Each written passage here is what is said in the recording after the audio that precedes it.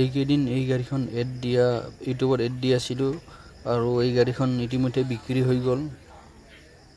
আৰু আপোনালোকে ভাবিব পাৰে গাড়ীখন এতিয়াও বিক্ৰী হোৱা নাই, কিন্তু মিছা কথা কৈ আছে বিক্ৰী হোৱা বুলি। কিন্তু সেইকাৰণে আপোনালোকক ফটো মই যিদিন বিক্ৰী কৰিলোঁ সেইদিন ভিডিঅ' কৰিব সময় নাছিল, যিহেতু সেইকাৰণে মই ফটো তুলি আপোনালোকৰ মাজলৈ দি দিলোঁ।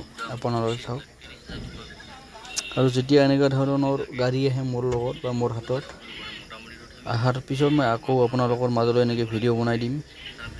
আৰু সেইবোৰ ভিডিঅ' পাবৰ কাৰণে আপোনালোকে চেনেলটো ছাবস্ক্ৰাইব কৰি কলিং বেলটো বজাই থ'ব। আৰু এইবোৰ এনেকুৱা ধৰণৰ গাড়ীবোৰ আহিলে কিছুমানে বহুত পিছত ফোন কৰে, 6 মাহ বা 5 মাহ তেতিয়ালৈকে গাড়ী এইবিলাক নাথাকে। কিছুমান গাড়ী 1 মাহৰ ভিতৰত বিক্ৰী হয়, কিছুমানৰ গাড়ী 1 সপ্তাহৰ ভিতৰত। সেইকাৰণে আপোনালোকে চেনেলটো ছাবস্ক্ৰাইব কৰি কলিং বেলটো বজাই থ'ব, যাতে ভিডিঅ'বোৰ সকলোতকৈ আগত পায়।